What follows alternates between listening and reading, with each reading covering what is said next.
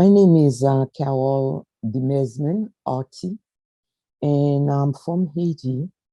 And I've been sharing my Haitian culture with a lot of people from all over the world. And I am also a Vodou member. Hello and welcome to Obehi Podcast. I'm your host, Obehi A14, and I strongly believe that everyone has a story to share. Now let's get started into this episode.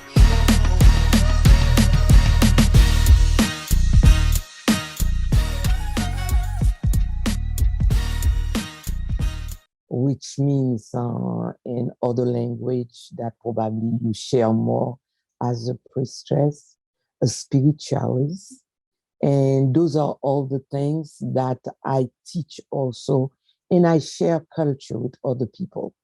So I travel and learn about my world as a Black woman to know much more about my ancestors and to find myself from the education that I receive and trying to decolonize my mind from what I learn and trying to be myself in learning how to live with my brothers and sisters from all over the world. Thank you so much for that. It's really an honor to talk to a priestess, a voodoo priestess. This is a very important conversation, like I was just saying before. But I'm going to have to, first of all, know you better now. That is what we do here. Because we, the African descent that are known in Africa, that are outside of Africa, we are particularly proud of our root. Of course, it's a question of existential importance for us that we know who we are, where we are coming from. So for this reason, we are intentional when we talk about our childhood, where we are coming from, what is around us. So that is where I'm going to start from this conversation also today. Tell me about your childhood when you were a young girl. Tell me about that. I came from a west part of Port-au-Prince, which is Léogane. Léogane is an historical little country where years ago, when we have the Taínos, which is the indigenous living in the land, a queen used to live there, and she was the one that that governed the most of the island. I'll say almost half of it, and we still have in that place where I came from a lot of influences of those native of the land called the Taínos, the Arawak. Those were the one that we have. And as a child, I was just like any child. You know, I was very active. I remember my mom used to dress me just like my brothers because I had more brothers than a sister. So I grew up with 5 brothers. So that's mean they used to put pants on me because I wanted to do everything the boys does. I played marble. I will go to the trees. I used to hang myself upside down because as a child, I loved parrots and I thought I could be a parrot. So I used to be upside down in a bar to be a parrot. And I was a very happy child. I was much like surrounded by a family that cares very much for me. My parents were both, you know, 2 people that is economically stable. So I could say as a child, I went to school just like any other kids does to Haiti.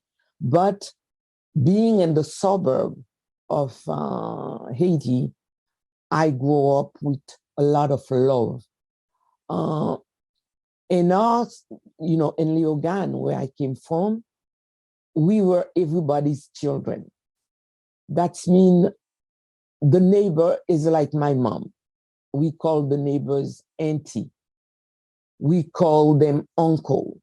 But it's not bad because they are a part of a family, but it's just like the way life is. Every children is everybody's child.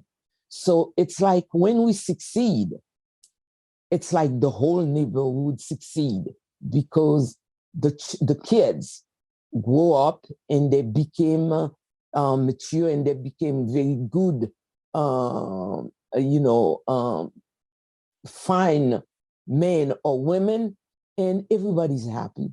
It's a land where happiness and love was the major thing and the most important thing for this part of the world at the time that I was in that place. Thank you very much for that. That is very important. If you didn't say that you were from Haiti, you are a Haitian, and you explain what you explained before of your childhood, any person who is conscious of Africa will say that you are somewhere in Africa. Nobody will say that you are coming from outside of Africa with your understand with your explanation of how a child grows up, how you look at the people around you as if they were your brothers and sister, those that are older than you, your uncle or auntie. This is the culture, this is the value that even in Africa today we are losing because of modernity or what we want to call it. Th- Exactly. that is very Be- important. Yes, please go. when we travel, what happened? We lost our culture because we travel to other countries like France, like United States, like Germany, like Spain, and since we were in school, we were educated to see those countries as the best. And as a child, you started to be a teenager, you travel to study in their country, you see things that is different than yours. But as much as you are growing up, you are learning from their culture, you realize that you lost the goal of your culture. Because as you said, if you're looking at me, there is no way that you will believe from what I said that I was not from Africa, because I am African. I am African because my great grandmother, my great grandfather came as a slave from a part of Africa. Haiti is a little Africa. The reason why I said that, because being an artist, I travel, I went to many uh, places and stage where I'm meeting a lot of other artists from Africa. And I remember there was a big event that they were doing for Columbus, because everywhere we believe Columbus was the first person with the Spanish that came and discovered. That's a word I hate. Discovered people. We meet people, we don't discover them. Come on. So they believe that he was the first one discovering the world. But believe it or not, the African discovered Haiti before Columbus. There was a lot of people looking for gold at the time, and Haiti had so much of that. And people used to come in Haiti just for the gold and other things that Haiti, like the vegetation of Haiti was very, very rich, because the Tainos used to exchange their food for other things that they didn't have in the land. So that makes Haiti like the place that was welcoming a lot of people from everywhere. And people that come sometimes fall in love with Haiti and stays in Haiti. So this is why in the small, we call the small talk, the small talk, we find out that the pygmy land to Haiti years ago before Columbus, and they were to that land. This is the world of our spirituality became stronger because of them. And this is why when you looked at Haiti, the melting pot that Haiti became with the African culture from different parts of Africa, not just one place, different tribes, African tribes arrived in those slave boats to Haiti, and they are the one mixed with the Taino that makes me who I am, that that makes the Haitian culture. When I'm talking today as a member, I said that we do have a Haitian Vodou. The same way that the Brazilian could say the same, they had a Brazilian Vodou, and the Nigerian, the Benin could also say they had a Vodou from Benin, because the Haitian Vodou is the Vodou that had learned and absorbed of other things and mix it to all of those tribes that makes of us today Haitian. Thank you for that. Now, at what point did you realize that you are a voodoo princess, or did you know that you are? There was a call, I'll say. I think every spiritual person, there is a call that you receive. And that call, most of the time, comes from your dream. Things that you do since you were young. And this call keeps on going with you day by day. And at a certain age, the call is asking you to enter the gate. And it was for myself. I think each of us, we became a spiritual, with a priestess, like you mentioned. We became a member by different calls, but mine was a call when I was 20. It started when I was 20 years old. And it drains me, like where I was focused to find who's gonna be this person to guide me to my road of spirituality. And I was searching every day, who is that person? Until one day, I met with my spiritual father while I was in Haiti. And a year later, I asked him if he wanted to be my spiritual father, which he was very happy and proud to be the person that I choose as a spiritual father. And his name was Max Gisner Beauvoir. Because we're going to be talking about voodoo today, and many people don't understand what we are talking about by voodoo. Of course, this is thanks to the Western indoctrination of Africa, which make everything about Africa to be evil in the face of everything European or Western, as it were. By this, I mean, when you go to Google and type the word voodoo on it, you will see a lot of negative things, which, of course, the media have used to depict what voodoo means. But since we have the honor of having you here as a voodoo princess, I will want you to give us a background of that story that is different from the media, because as an African, we should understand that by voodoo, we are talking of spirituality, not those magic that they're talking about there. So help us understand. Please go. Yes. The word itself is very simple. The word is very well balanced. One day, I took the words exactly from what you said. Why is it so negative? And deep inside, it's a beautiful thing. When you take the VO, you see in the V, the violence. You see all the negativity in the V. When you take the do, you find all the sweet things in the do. which is you find love, which is a part of what Vodou is. You find community. This is something that is a part of Vodou.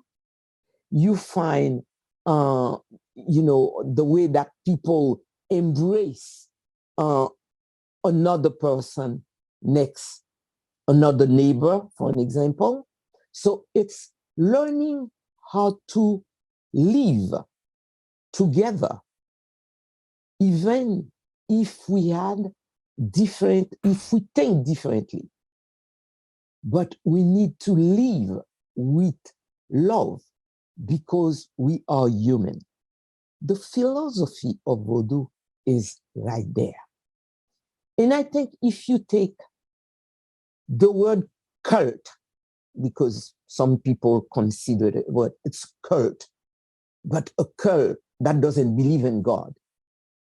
God have more than 8,800 names from a book of research at the time. That was years ago. So probably there is more name for God. While we are talking in English. The word of that divine, that strong creator, we call it God. If we said it in French, we call it Dieu. But in African, we had language in Africa. We could call it otherwise, like Olowum. We call it Yahweh. We call it Yahweh. We call it Aizan. In the concept also of that spirituality, it's not like the Occident, the European, that decided to make God a white man with long beard, with long straight hair. God is in each of us. God is in me. God is in you. God is like the oxygen that you are breathing. Because the day that you stop breathing that oxygen, that means you are in the other side. That means you are in the side of the spiritual, the divine. You are in the other side. You are in the other mission of life. Because we had one life in this earth, which is the earth that we call paradise. Paradise is not for Vodou in the sky. We have our own galaxy. And this galaxy that we are in is composed with one sun, the moon, and the earth. And our ancestors call it the twin because they are inseparable. The day that the earth is far away from the sun and the moon, we are already in a black hole. Me and you, we will not be talking. That's the end of us. And Vodou itself has another concept of God. It's just like I said, God is in us. God doesn't need another person to tell you that he does exist.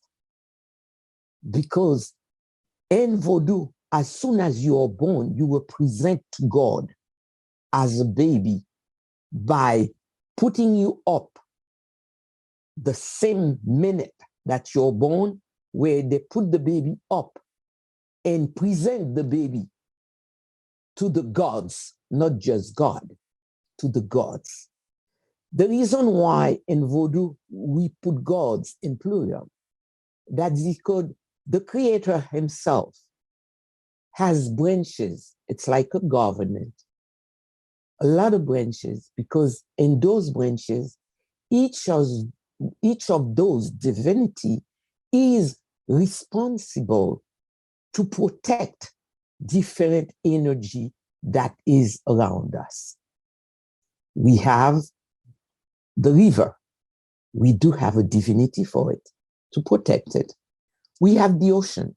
We do have a divinity to protect the ocean. We have the earth. We do have a divinity to protect the earth. We have the wind, the energy, that the oxygen to permit us to see there is an energy. And that oxygen that we are breathing, there is the air. We have a divinity for that too.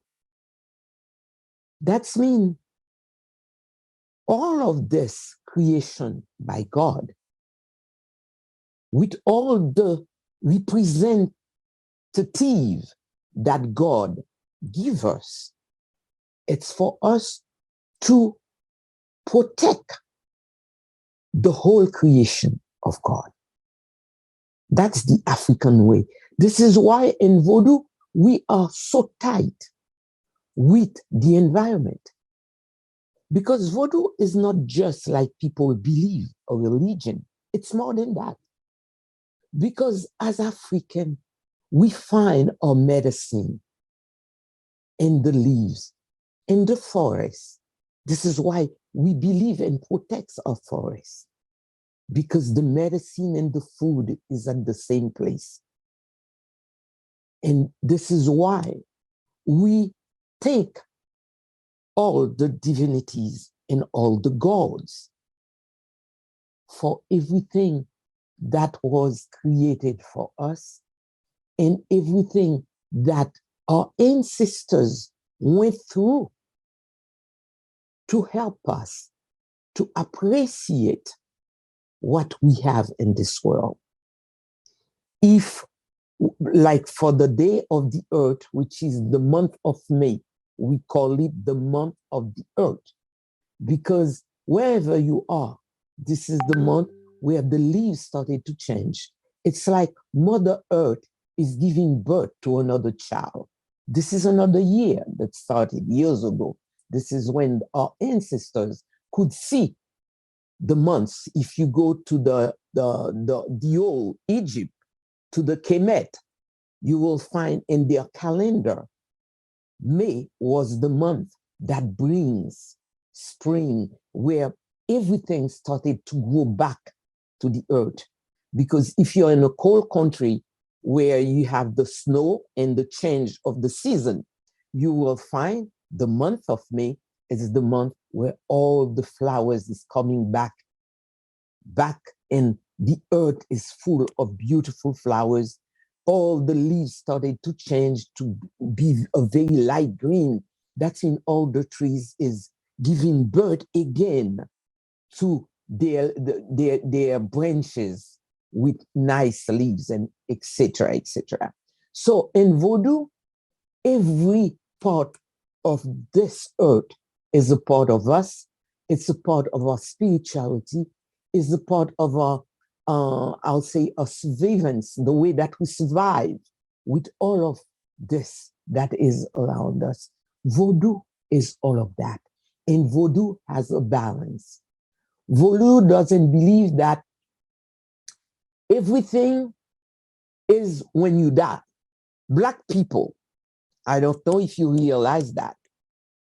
If you take the let's say that if you take the Chinese, they had their own culture.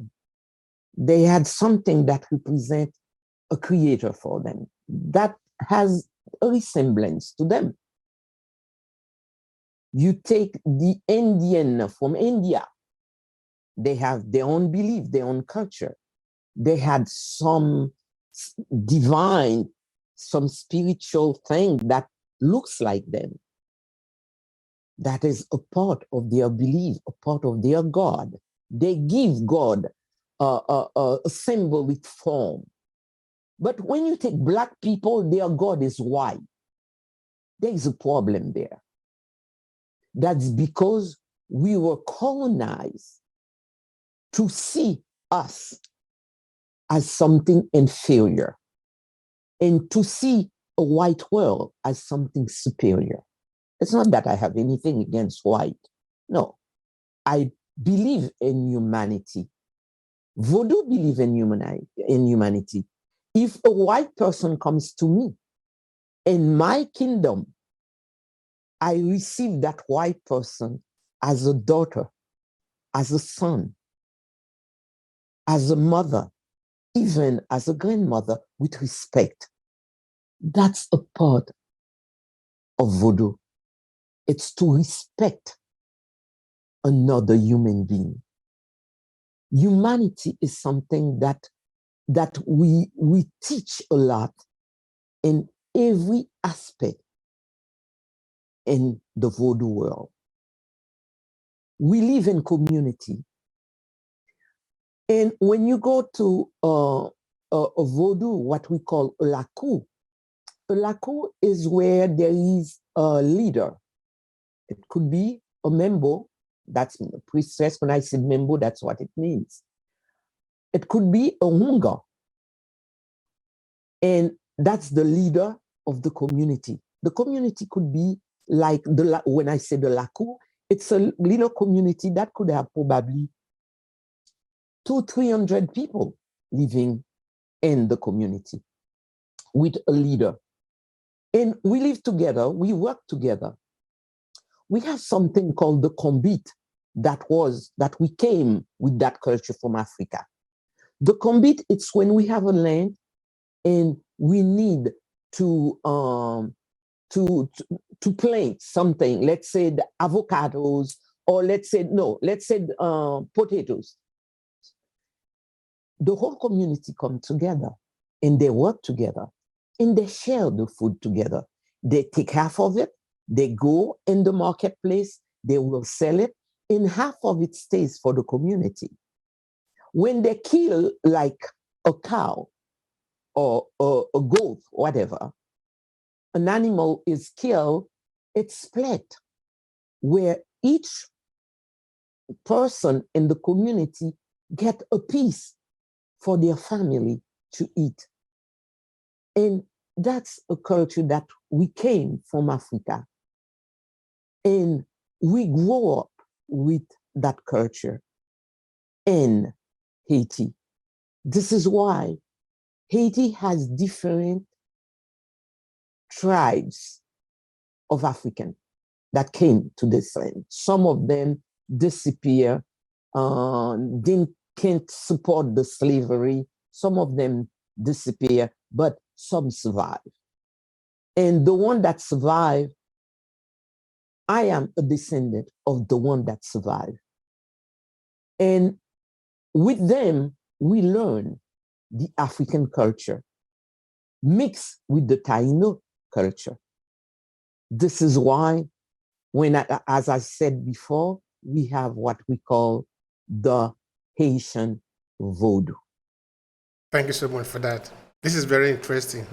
I said before that we are going to have a great a great discussion today, and this is it. All right, now take me to the name itself, Vodou. Where is it coming from?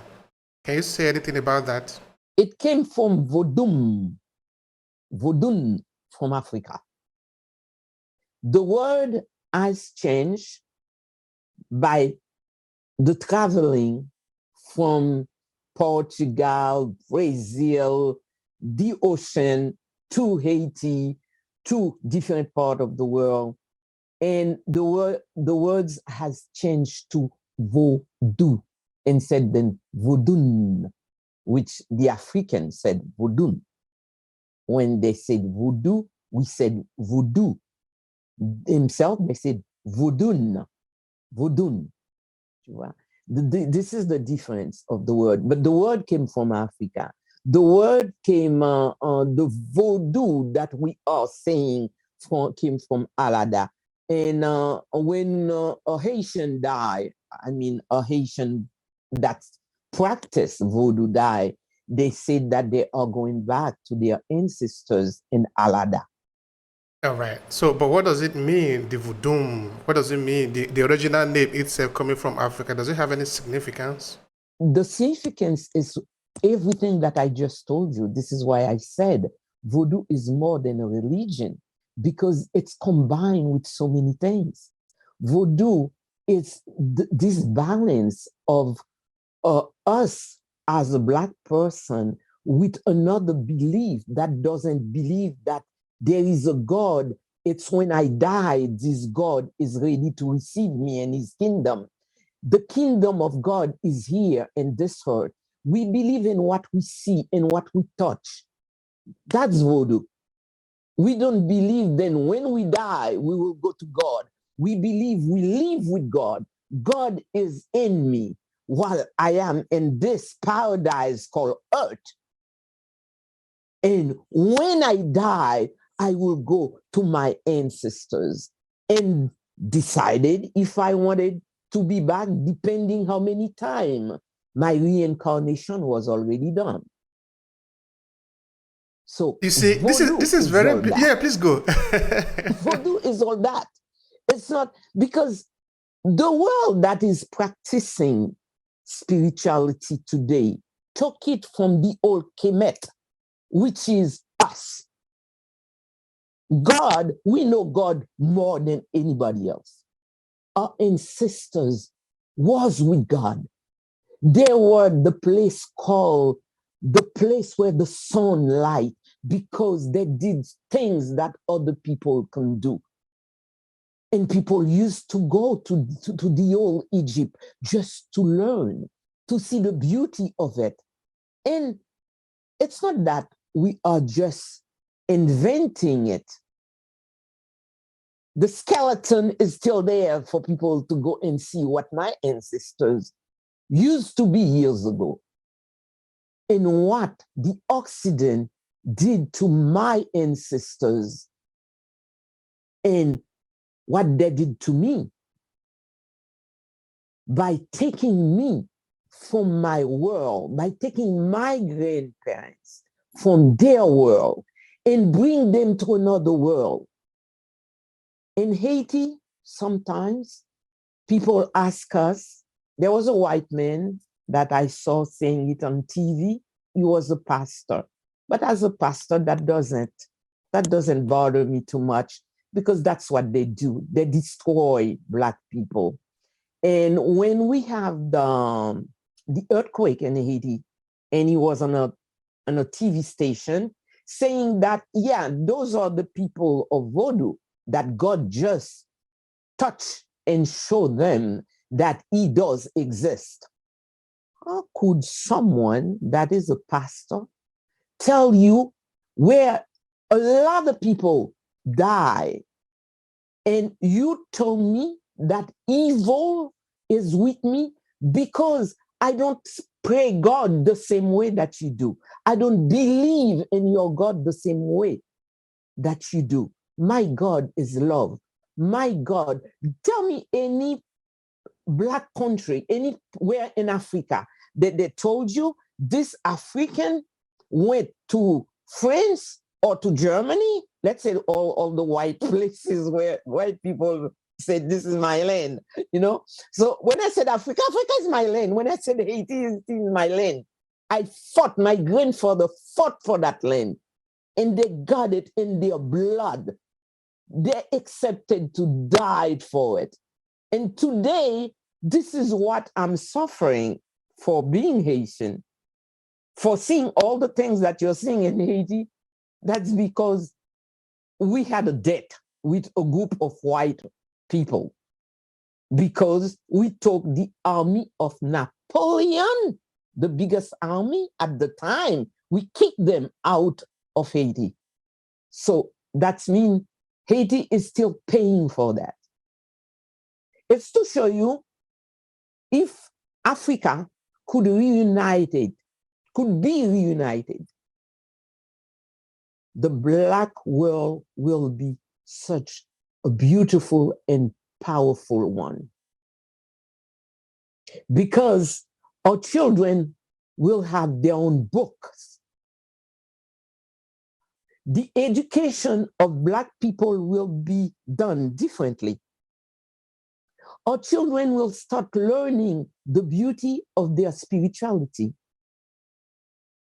My spirituality from my great-great-great-great-grandfather cannot be in a museum. They should be home where they belong. And I think we should fight for that to make sure Everything that they stole from her 500 years ago, they give it back. This is stealing. In their book, stealing is a bad thing. That's Only right. that when they steal from other, it is a good thing. They look for a way to justify it. When you were explaining just now uh, about spirituality, and looking at how in voodoo society is organized, that basically appeared to be that is how society is organized in a traditional African sense. So that at the end of the day now, what we are referring to as voodoo is not something you need to go to somewhere to practice. It's something that was already the way of life of the people. I was reading somewhere, maybe I will ask you to confirm that for me, that voodoo is actually the first form of spirituality in the whole of human history. Yes. Can you say anything about that? It is what you said. It changed his name where when they took the library and converted it to another spirituality, which is the white spirituality. Certain things cannot change because our ancestors created spirituality with nature. That's mean you will find a lot of things, a lot of like holy day, certain things that change the month, but they cannot change the idea of it. Like for an example, we came from Africa and we find the Tainos that does celebrate the season called Easter.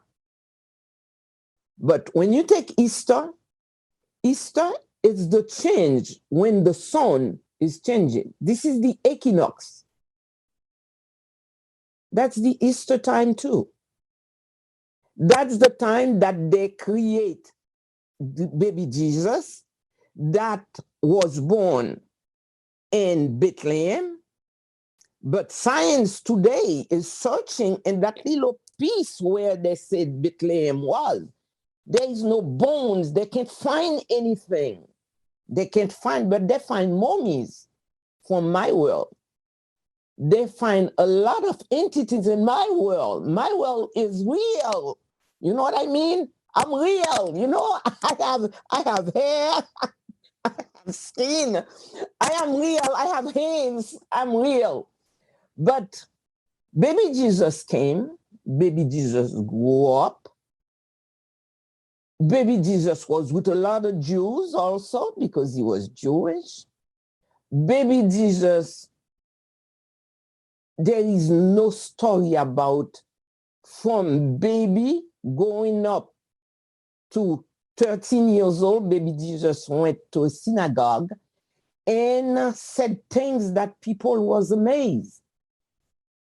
Does the Jews has this in their books? I searched. They don't have a part of all the story that they have seen Abraham was in their book.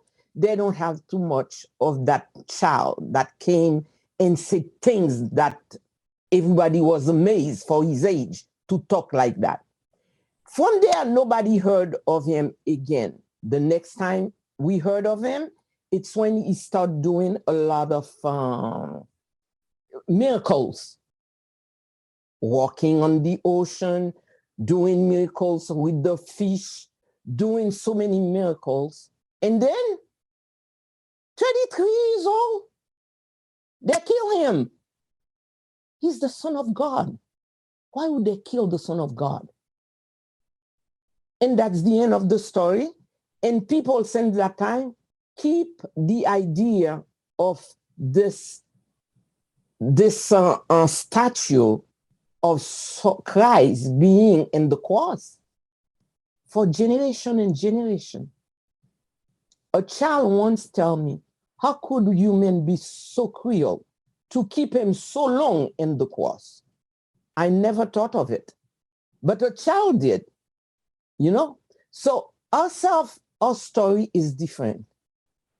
We believe today science could tell us what is the sky. It's a lot of galaxy. There might be other people that doesn't breathe oxygen like we do, that doesn't have a face like we have, but there might be other people in other galaxy that we didn't find yet. Or probably them one day will find us and we'll find them too. We'll meet with them sometimes, but the time is not ready yet. But in this galaxy where we are passing by. We are missionary in this earth. In our mission, as a baby, you came to this world. Your parents is there to embrace you, to support you, to give you a good education, and you became a citizen, a good citizen. That's what you need to be a good citizen. You do your mission as a good citizen, and your children carries your blood in their veins. This is our eternity as Black. The white world tells us in school, because that's what we learn from school, that we are in this world, but Black people, especially Black people, they teach that in my country also. As Haitian, I learned that as Haitian, God loves poor people. Excuse me? Why would he love poor people? Why do I need to be poor for him to love me? He doesn't love the one that has the millions, that eats every day. God loves every children. We are children of God. But we have a society that was built up years ago to see Black people as something negative, to see Black people as slaves. And this is why they teach every Black, Africa or Haiti, God is waiting for you when you die. No, when I died, I'm gone. That means God is in me. God give me the inspiration of talking. God give me the inspiration of creating. That means as a human being, I need to enjoy life while I am in this earth. I am in the paradise. There is no other paradise for any Black people, any other places. This is our paradise. We need to protect it. We need to love it. And we need to enjoy it while we are alive. So that is Vodou. All right. You see, this way of saying life, like I repeat it again, is not just a knowledge for some people. It's supposed to be for everybody, which is the way it really is in a traditional African setting, you know. You know, it is Christianity that come to tell us that this God is one. But we didn't really understand that. We didn't understand spirituality to be that in Africa, in a traditional African setting. Because like you said, there are these gods of different things. For example, among the Igbo people, they have Amadioha. Amadioha is a god of thunder, if I'm not mistaken. We have the god of war. We have the god of fertility. These different gods now become like kind of ministers or collaborators in the other world. Now, we might not really need to go into the scientific explanation of that, but let's try to look at even the rational understanding of it. If my God teaches me that maybe one of his ministers is in charge of the water, and therefore I love this God, I must love the water. Definitely. I mean, I mustn't pollute the water. I mustn't destroy the water. If this is the case, let's pick up a case in sight. The destruction of the Niger Delta, Nigeria, by Shell BP and many other multinationals coming from the West. They are Christians. If they understand that this land is the land of God, that there is God in the water, that is God in the vegetation, that is God in the forest, if this is in their consciousness, they will not destroy it, because that would mean destroy the work of God. Yeah, but don't forget, they teach you in school, God is in the sky. So you are going to God and his kingdom when you die. They didn't teach you to love the earth.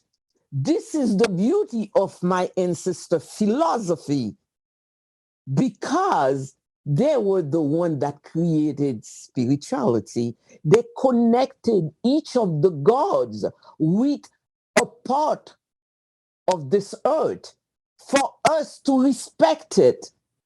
If you respect this divine thing that is the protector of the river, protector of the ocean, protector of the earth, that's mean if you respect the God because you have a lot of respect for what you can't see, and that they teach you that is there to protect you and to protect the earth. If you were taught that way, you will not be able to destroy what they taught you to love. But this is a concept of African. So this is why I said it's about time that African people that is in literature started to write books for their children, for the future of Africa. The future of Africa, it's not only in the continent of Africa. The future of Africa is the world today. Because this is the only positive things of slavery. The slavery bring us everywhere. There is nowhere in this world that you go, you don't find Black people. So today, Africa is not just the continent of Africa, but Africa is the globe. You need to look at it that way. This is why I remember I was in a colloque in Porto Novo, and I mentioned to them that when people ask me, where are you from? I said, I'm from everywhere. They said, what do you mean? But you came from a country, you had a passport. I said, yes, my passport is a Haitian passport. I was born there. But looking of my past as a Black person, I don't know where they send my grandmother's sister. My grandmother came to Haiti. What about the other brothers and sisters? They send some in Jamaica. They send some in Martinique, Guadeloupe, Brazil, Portugal. They send them everywhere. That means my blood is everywhere. Today, I had a Haitian passport. I was born in Haiti. But at the same time, we are brothers and sisters. We are from everywhere. By understanding our root, by understanding our true spirituality, meaning that we will be able to respect our nature, it is not just out of benevolence, it is also out of respect for our lives. Because if you destroy nature, you actually destroy yourself. You are saving yourself by playing your role in respecting the nature that you are. A good example also, like what you said before. If you destroy the forest, not realizing that is where the medicine comes, by the time you are sick, you are going to die easily because you don't have a place to get the medicine now. Mm-hmm. The forest is also where the food comes. I think at the end of the day, spirituality should have brought balance in the world, in the society that we live in. That we cannot destroy things that are around us because that is part of the ecosystem. Even that, not just that, you need to see the concept of our ancestors regarding the future. Our ancestors looked at the future. That means everything that you're doing during your mission in this earth, it's not just for you, but you need to look at it for the next generation. The other generation, they thought of that generation while they are living. Just like you said, they thought of everything.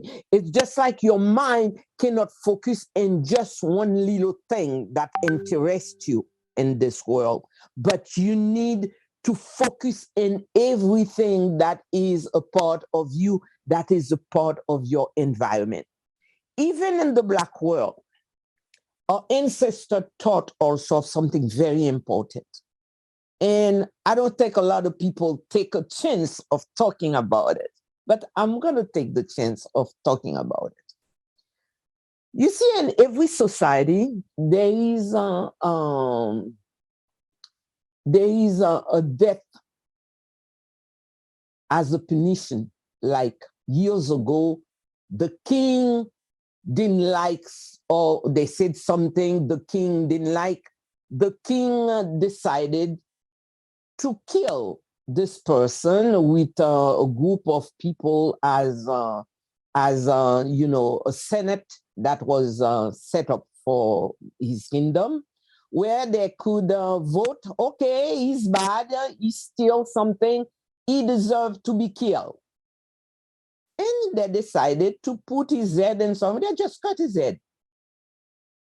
That's one society that saw it like that. Some of them saw it by lynching someone until they killed that person, which most of our ancestors suffered that from the Occident. The Occident did that a lot, beating someone until their flesh is on the floor for dogs to eat.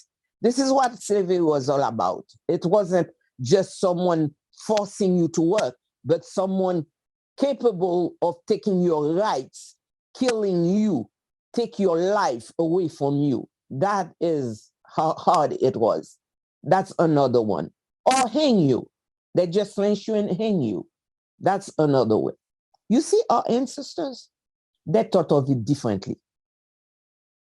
Like it's something very bad for someone to steal a cow, because cow, it's a big money thing. You don't go and steal a cow. My God, it's bad. You deserve to be killed because you steal a cow.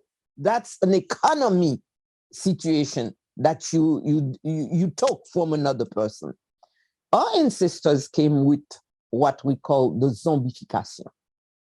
Everybody talk about zombie. They thought it's someone walking like that. No, that's not what it is. It's another chance to help your society because you disobey the law of the society, of the community. So we don't kill because we did not create a human. A female creates a woman. It's a relationship between a male and a female. But in our creation, we believe God helped the creation because the baby could be dead on his way out. As soon as the baby cries, God is in you. So that means as a human being, a flesh that has the energy of God, I have no right to kill you. Our ancestor taught it that way.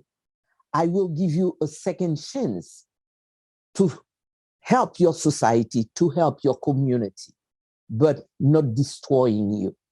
So they will zombify this person that will forget all the bad things that he used to do, and he will be used as a land worker, someone that works on the land, but that is still working for the society in a good way.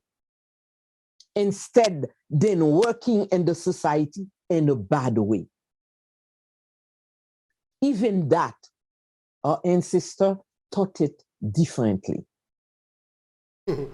See, and how could we get this knowledge, particularly in the educational system that is almost miseducation in Africa? How could we get it? Who is going to teach the children this knowledge? It's, I think, if the African world, I said the African world because we are everywhere, could put all their great values together and invest, because there is African countries that has money. There is African countries that could put money together and create a team of Black people in different languages to come with a pattern of the virtue that we have that was in a box and put them out and start using them and start bringing them, offering them to other systems, or other school system. And I believe we are capable of doing it. It's just the reconnection. The Black world needs to be reconnected.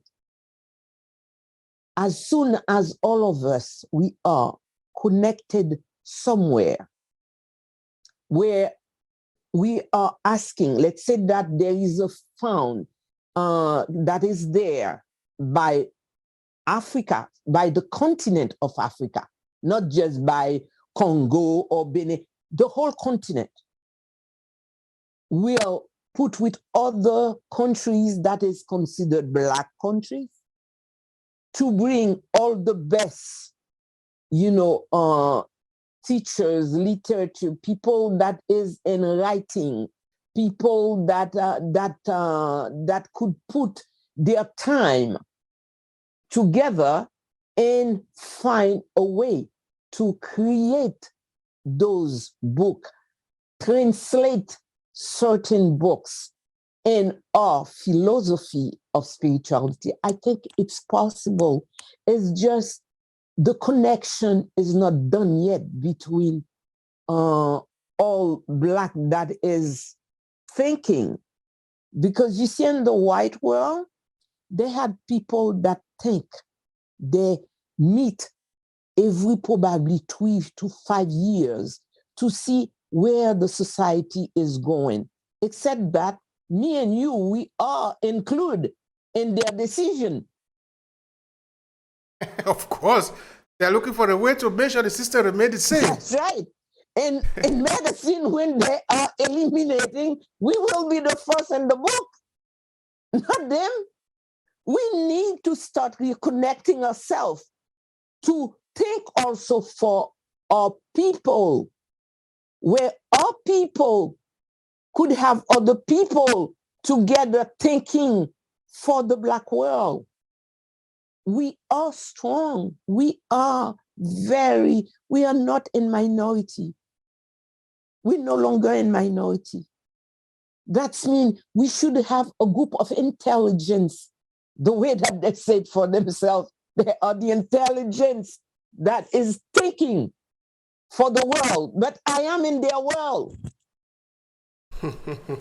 You see what I mean? We are in their world. That means we need to find Black people that want also as intelligent to be together and think for the future of their children, not just for me or for my children, but for theirs too, because theirs is a part of the future.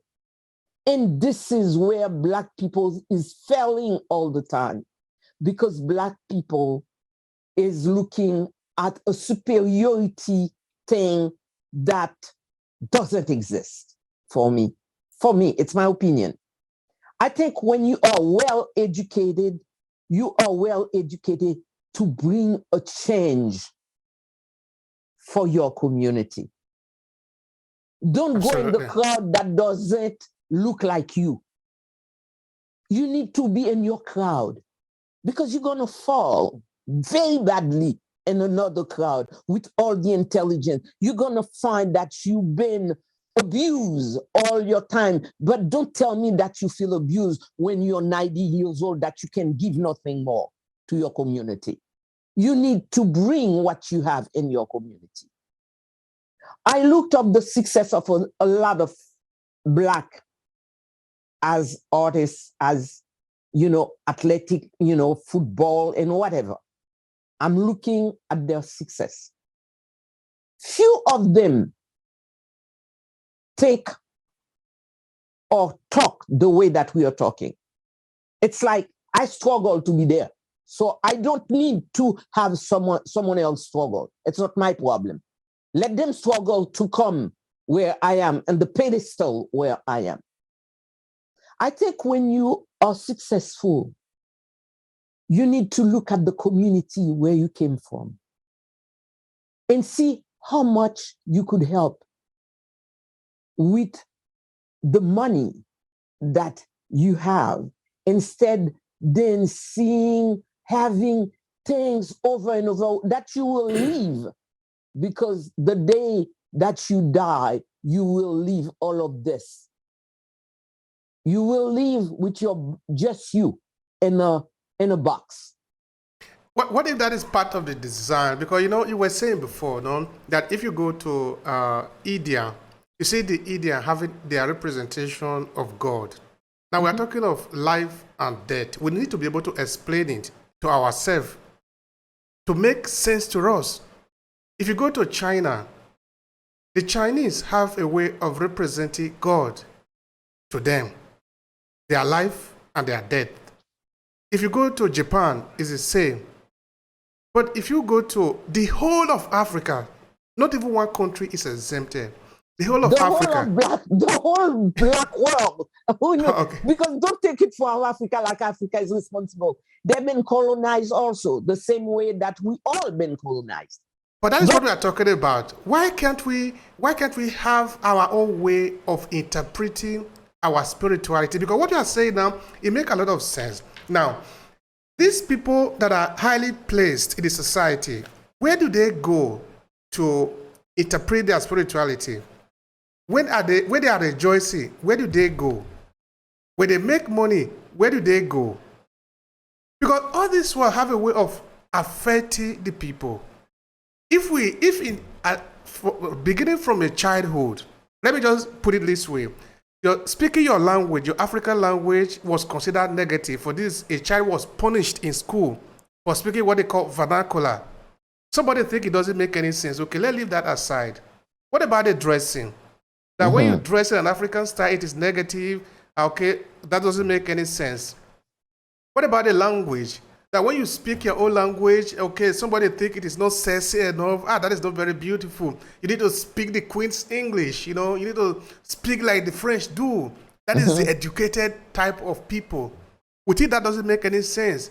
Then when the people begin to act according to this information that is coming to them, it is no longer surprising that a lot of people, maybe in Africa, maybe the politicians, they gather the money that belongs to the entire community. They come to France or UK or Switzerland to hide the money. It is according to the plan. In most of the cases, the program that we are running, that is running in our head, let's put it like that, is actually designed by other people. So we are running the program according to how we have been designed. This is why it makes any sense at all that maybe politicians in Nigeria or in other part of Africa could steal the money that belongs to the entire country. They come to England or come to US or UK or Switzerland and hide the money there. He's not using the money. The people are not using the money. But for him, it is okay. It is okay because this is how we have been programmed. If maybe we come to what you were saying before, no? If we understand that we are a people, we have a common objective, we need to live, we need to survive in this world, it would be impossible to process that kind of information. That the money that belongs to the people, to your people, you take it away from them. They are in hunger. They don't have dress. They don't have food to eat. people are suffering, you hide it somewhere, not that you are using it, not that you really, what kind of investment are you doing outside where your people are in suffering? So There this is is part of the program. Yeah. there is one thing, it's very important to understand that, because most of the people, that is, we are talking about the politician now, and you find every Black politician very much the same way. Every Black politician is looking for a white country that is dealing with his country to support him to be in power. While they are in power, I always said that it's very negative what I'm going to say, but it is the truth. I like to look at myself in a mirror and said, okay, this is a reality. This is what I look like. Black people, when you give them power, for them to see power, they have to put their feet on top of their brother. That's how they feel they are in charge. It's like that in their mother's womb, they never receive in their umbilical cord what they call love, because they were born by doing this. And most of the leaders, Black leaders, they were educated also by those books that showed them their inferiority and brings up the superiority of the white world.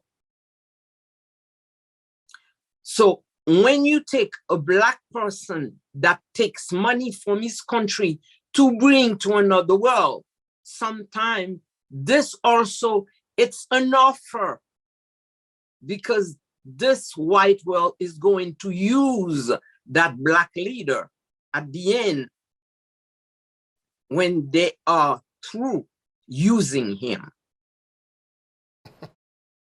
Because you've been used in every way in the society where you are not included. When you are included in a society, you will find a lot of things that is in the profit of the people that you are sort of representing, because as a president, you represent your people. You are there to see them well. You are there to think for them with your government. You are there to give them a good life. There is a basic thing that you are there for them, to make sure they live in a good condition. They have school for their children. They had water. They have electricity. They have gas, modern system of gas, so they could prepare food. And that's where your economy started to build up, because you need to create job for your people.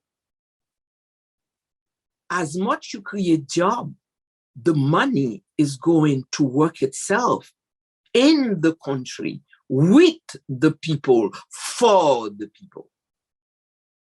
But when you are dictated by a supporter, because the supporter gives you money to make your campaign to be a president, nothing is free. If you were offered to get money for your campaign, how are you going to give it back? A bank doesn't give you money, bank borrow money. That means the person that put this money for your campaign, you need to give it back. Absolutely. And this person is going to make sure that in case the money is not back, the money is already in an account, and they could have the people, your own people sometimes, to take you off the chair. And there, the investor get his money back.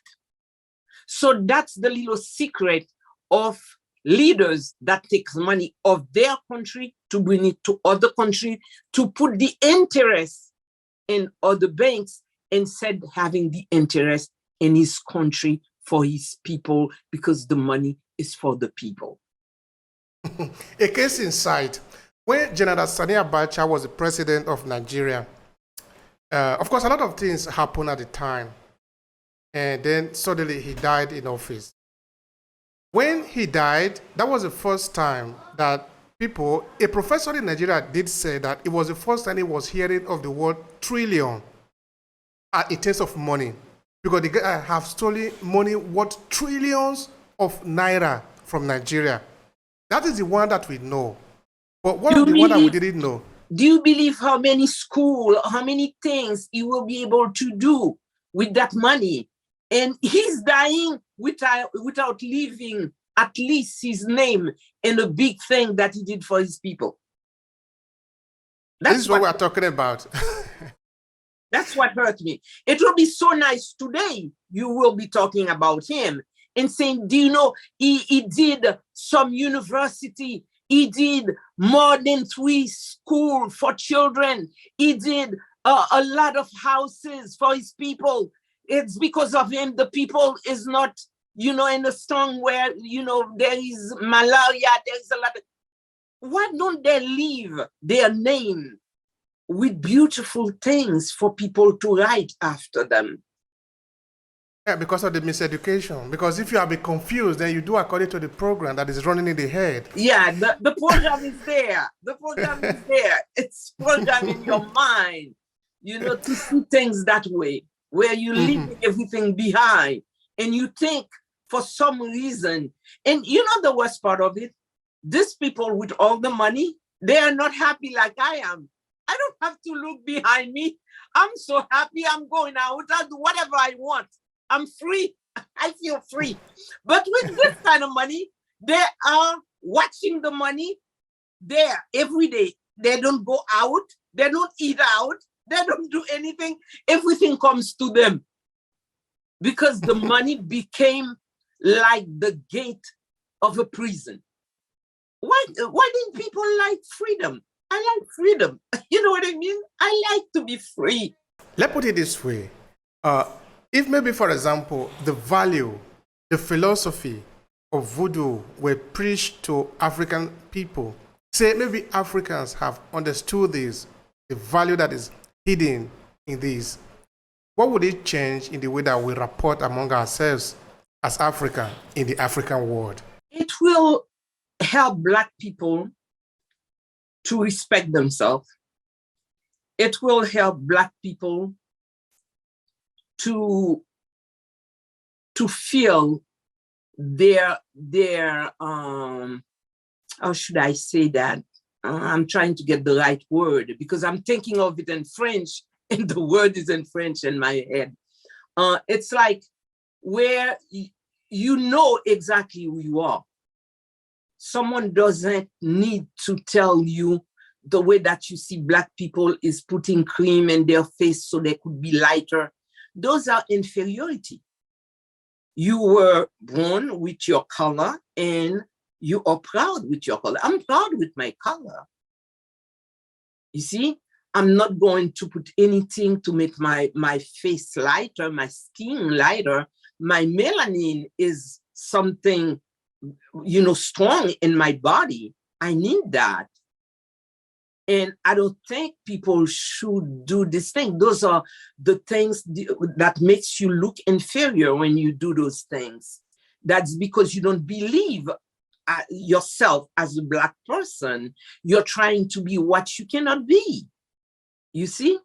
And I think it will help a lot of Black people to see that they're not inferior, because that's because they think they have no values. And for them to have values, it's to trying to be, with another color. The color that you're born, even mixed or not, that's what it is. And you should be proud of it. You should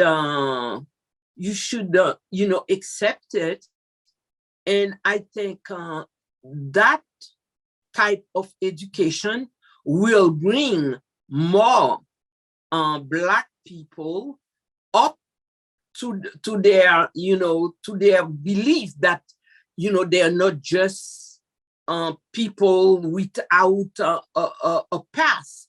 That will help them to respect their story as a Black person. I think that's what it will do, where you know exactly who you are. Thank you so much for that. All right, now I really would like to ask you this. Why do you think, as a voodoo priestess, why do you think there is this negative sensation about the voodoo spiritual system? Why do you think that is the situation? In spirituality, we find people everywhere that could be stupid in a way, that could use, that could use their spirituality to do things that is not supposed to be done. You find that everywhere. I believe if the world of Vodou, like I did ask in Benin and Porto Novo, that we had an international Vodou. That's where all the spiritual people from Vodou, from everywhere, every part of the world, get together at least every 2 years. Doesn't have to be every year. Every 2 years, to discuss the future of the other generation. Not the one that we are in. We already know the problem of this one. But let's prepare another future for the other generation that's not born yet. We could have a better life, because in Vodou, that's what it is. We thought about the future while we are in our mission to this earth, but we still think about the children that is coming. What type of school should we prepare for them? Do the Vodou needs to have an international book in different language that could be translated in different language, telling the history of the Vodou world, because this story is so far back. How many children in the world knows that they are a part of this beautiful world of Quebec? How many people, how many children in the world knows that being Black is, you are the eternity of those that started before you? But who are those that I'm saying? How many books teach them in school? So Black people need to start writing their own books and present, this book or those, because we need many, those books, present them to the system, the educational system, for not only Black people to learn, because I already learned about white people. It's time that white people learn about me, about my ancestors. I learn about them, about their ancestors, everything bad, everything good that they did. It's time for us to know. In the world of Vodou, like the question came, we do have negative things also in the Vodou that we need to correct them, because time goes by. Because when my father was alive, I was educated strictly by a typical Haitian father. But my children, I took the basic of the culture that I learned from my parents to give to my children with a little change in it, because time has changed. There is technology, there is the internet, there is a lot of information in the internet that kids are capable to go to into the internet. But when I was their age, I didn't have the internet. When I was their age, my vacation was in the river, doing what we call the lobe in the water. It's when you take your two hands in the water and make a big boom, and everybody that could do it louder, that's how you know you're good lobe. And I was telling my children when they were little, the fun that I have. And they were looking at me like this. And I looked at them, they were so surprised of everything that I was saying. I said, well, this is how I used to have my vacation. They said, Mom, what is so exciting on that? And I said, that was my time. I enjoy it. This is how, you know, I used to have my vacation. I used to go on top of a donkey, and my ride was on a donkey, not on a bicycle, on a donkey. And I said, Mom, on a donkey? Do you have anything on top of the donkey? I said, no, I just slide on the donkey. They said, Mom, what is so exciting? You could have fell and break your leg.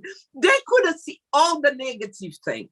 And my little one said, myself, I think next year, if you are giving a vacation, send me to Disney World. That's another time. You see, things go by time. There is change in time. And this is, I give you the little story of my children because I have to adjust my education to their time being. You see what I mean? And so on, the other generation after will have to do so. And in Vodou, the tradition is important. The tradition is there. We're not changing the tradition, but being in another time, we have to bring the tradition in a space, I'll say, where everybody could understand it without rejecting it as something. This is the past, Mom. This is old-fashioned. No, we need to bring it with beauty, the same way Christianity has created Mary, has created God, has created Jesus, has created all the saints. We need to create our gods. We need to create our gods with proudness. When I am looking of a statue, the statue needs to express what the person did when he was alive. A warrior, a statue created to express the life of a warrior. I need to see something that my children said, I would love to be like him. That's what the white world did in their creation. When you take all the painting that was made of Christianity, they are made by the master. Each of them are a masterpiece of painting from years that is still there until today. And other people study from those masters that died years ago, but left something behind for the others to keep on walking and keep on creating like them. That's what I think our Black world didn't do. As an artist also, I spent 2 years at Mass College of Art in Boston, Massachusetts. In my class, the teacher, we have many teachers, at least more than 5 or 6 teachers a day. And all my teachers, I had one Black teacher. And unfortunately, she was there to make history. She was an history teacher. But all the art teacher that I had was white. And there is a library that has painting books from everywhere in the world. They had painting from China because the Chinese has their way of doing painting with color.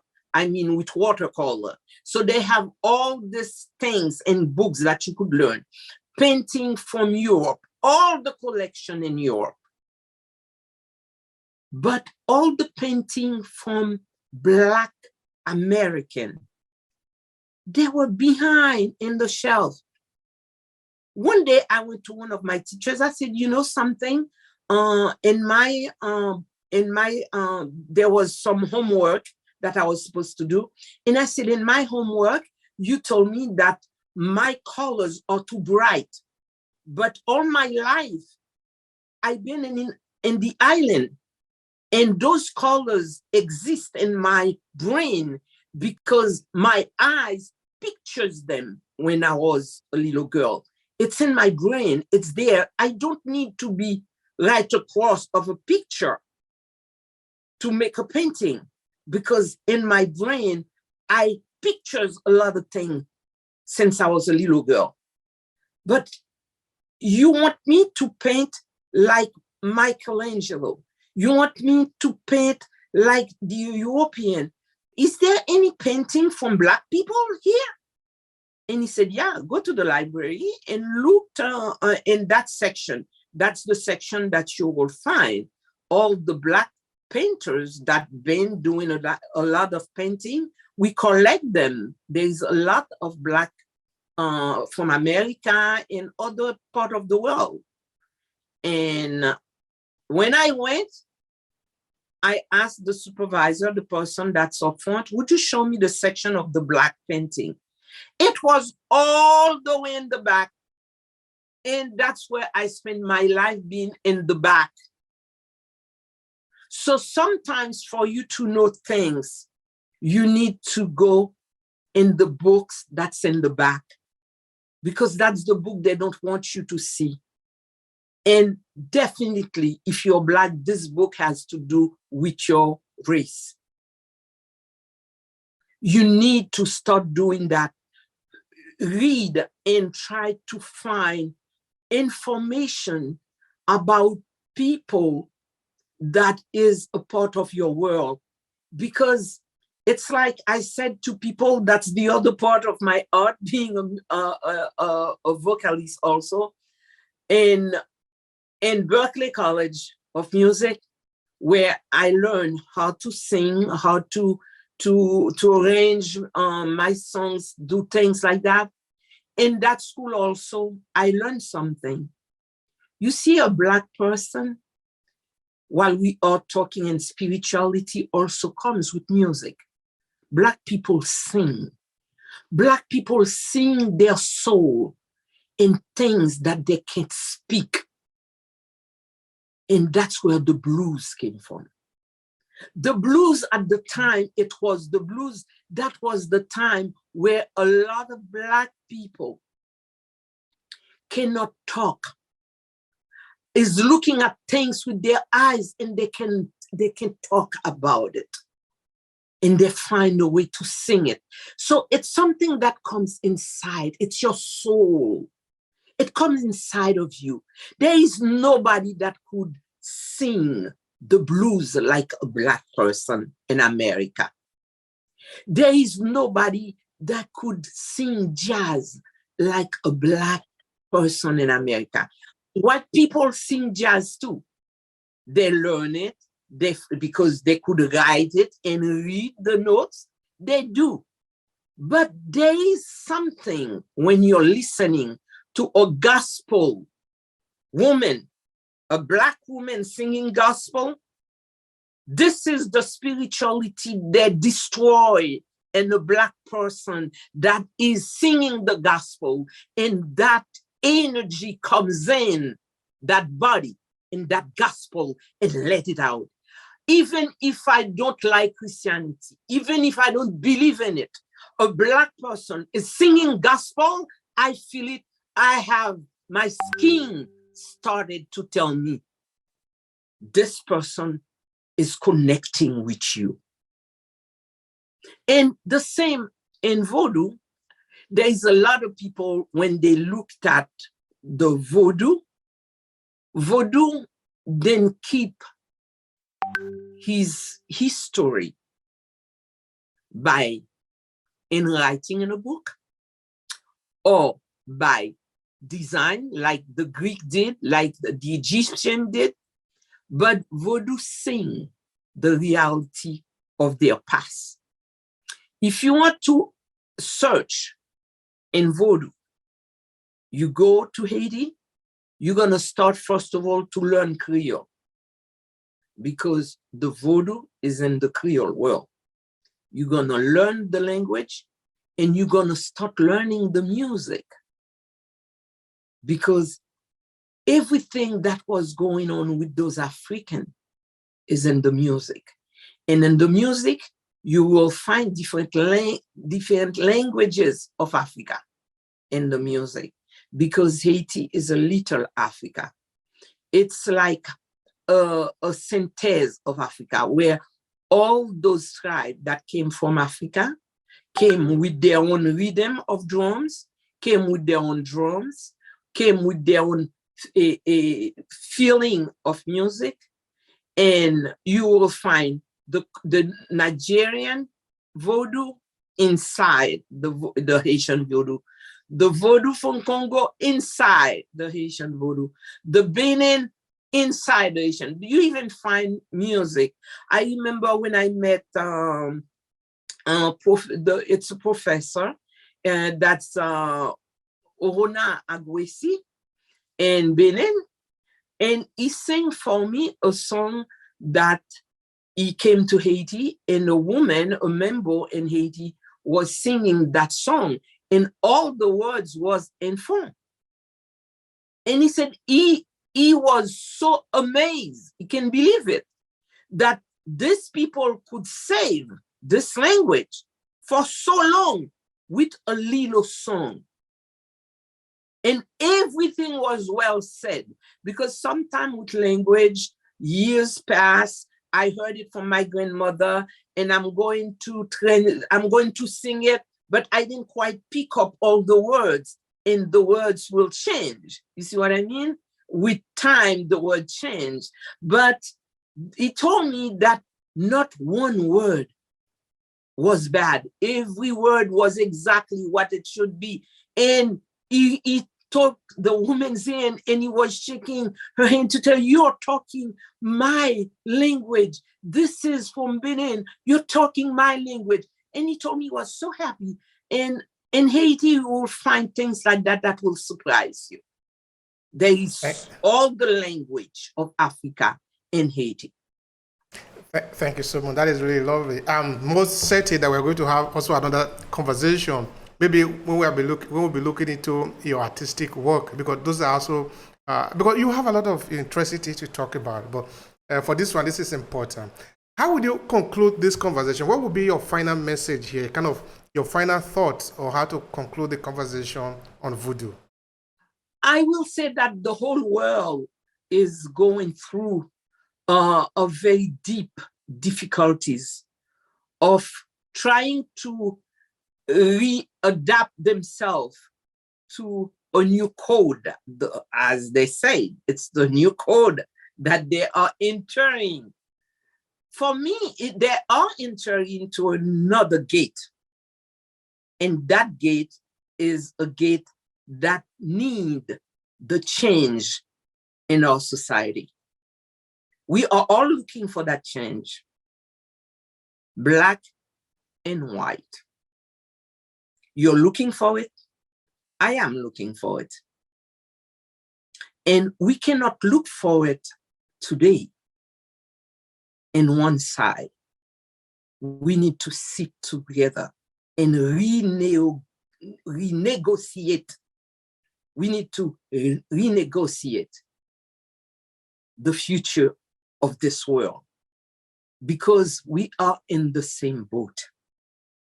There is a big hole in the boat, and we are deep in a deep ocean.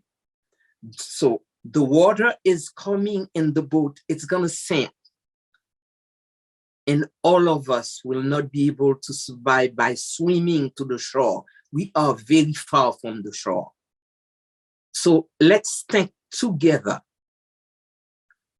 how we could survive so we don't go to a black hole, because we will go together in that black hole.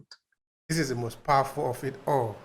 And this is, just to conclude the conversation, when my father was still alive, of course, I was very small then. I was primary 2 when I actually lost my father. But I remember then that we were going to church. My father was not going. But as a man with an African spirituality, he never had any problem with us. My father had a shrine in the house. He never forced any of us to come and worship with him. So I just want to conclude by saying that what we're actually talking about here is discovering who you are. At the moment you do that, you are free. You are actually free like the air. Now, in the conclusion, you are not looking at now, let's go and destroy others so that we can have our own. We are considering everybody in this world, every human being is part of this. Yeah. That is what I love about it. It is not about enemy, hatred. It's about love. The real, genuine love. It's about love. It's about humanity. It's about community. It's about the earth is for all of us. Each of us, we got a spot in it. Let's save our spot. Let's not try to go and say, well, I don't like the way that you have too much in your spot. I need to take half of it. No, it's your spot. Let's negotiate. If you had something that I don't have that you have, let's negotiate. I could buy it from you. That's a right way of negotiate as human, but not negotiate by war, by trying to kill others, by trying to destroy the happiness of others, because the same way that you came to this earth, everybody got the same right. They came to this earth. They have this God in them too. So they have the right to live their life in this earth happily. So let's be happy. Let's see if we could find, peace. Let's consider the earth like a baby. Because sometimes I ask myself, what happened to the woman that carries the leaders of the world? Were they raped? Or did they have a family like I have? Because I had love in me. I love people. I love meeting people. I love being with people. I love talking with people. I love learning with other people. I don't feel that hate because I was in an environment of love. And I ask sometimes if the world was like a baby, where all of us, we could be like a mother, putting love in that little baby, loving that baby.